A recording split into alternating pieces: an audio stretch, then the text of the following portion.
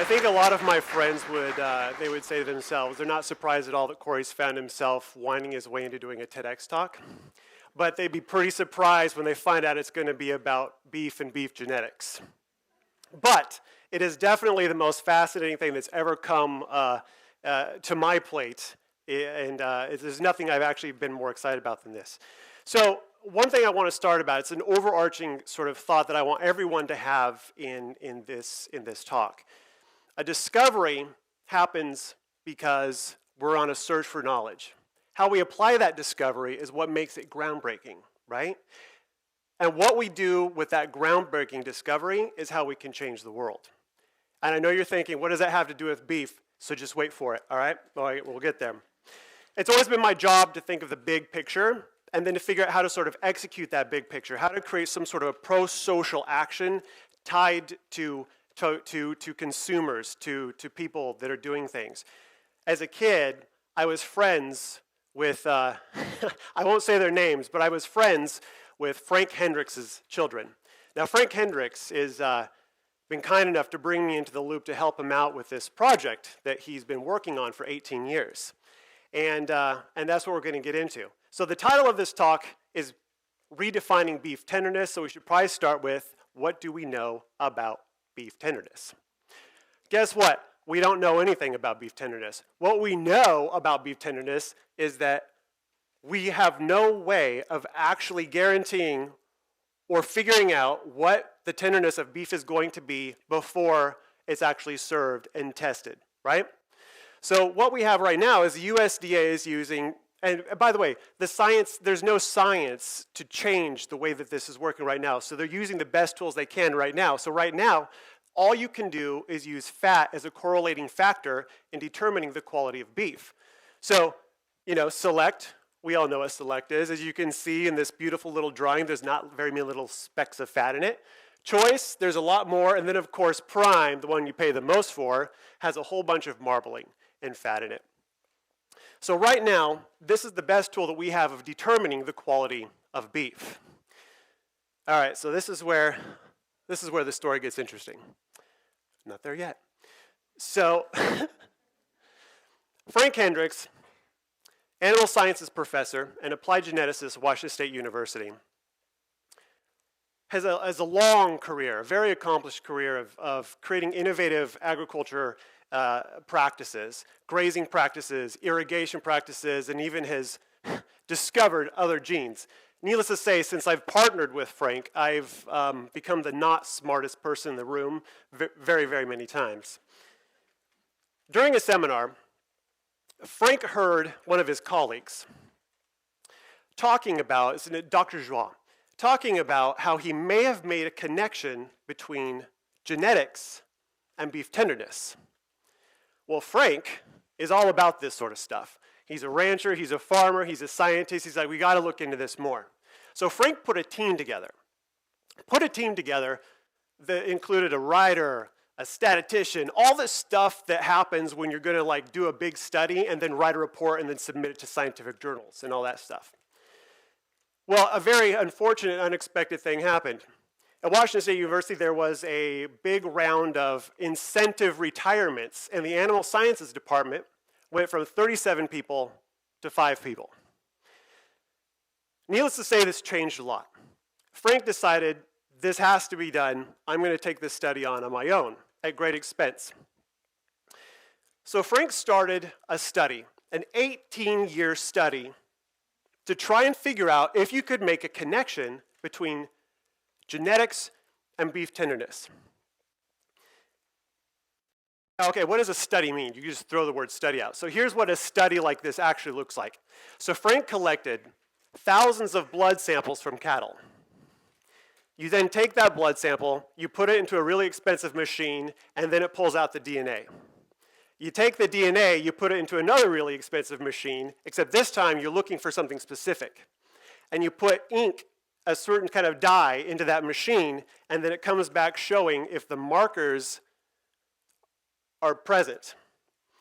So Frank did this over and over and over and over again, then measuring bear with me here guys, I know this is a lot, but it pays off, and then used this thing called Warner-Bretzler shear against the markers that they were finding in each of these samples.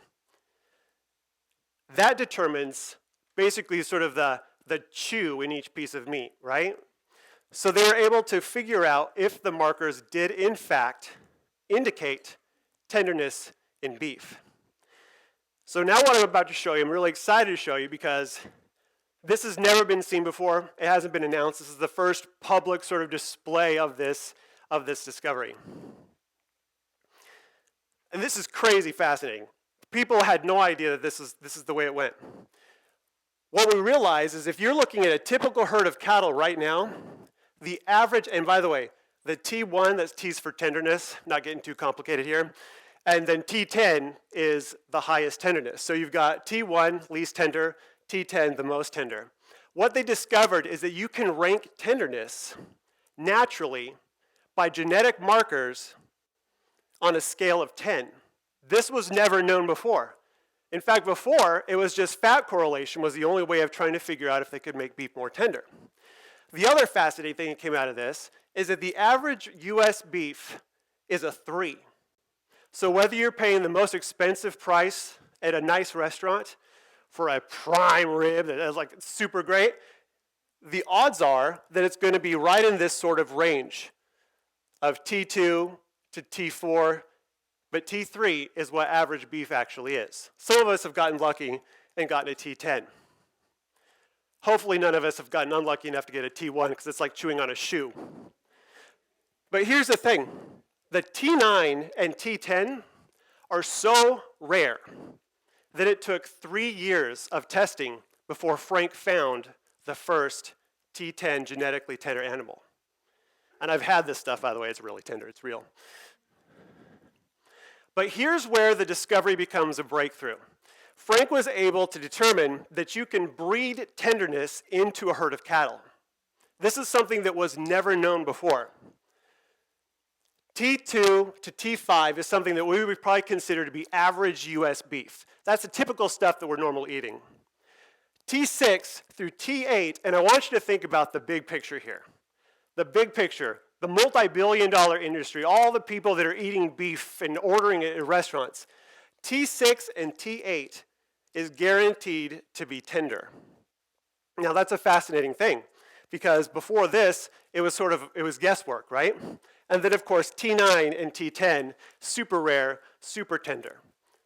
Frank was able to determine because he was working with cooperative ranchers to do all these tests.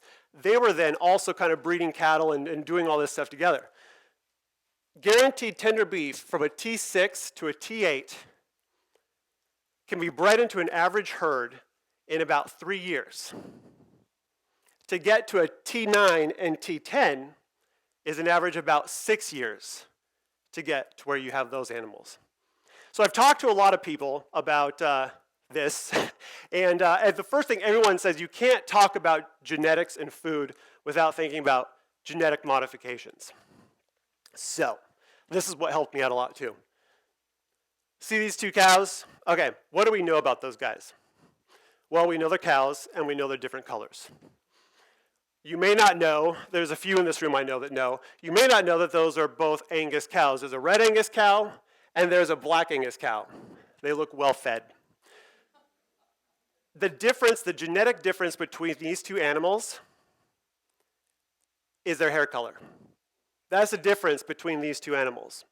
So when we're talking about applied genetics, what we're talking about is not modifying, but using the discovery of the genetic markers that we indicated to begin breeding tender with tender, to begin creating basically tender cattle for the entire world.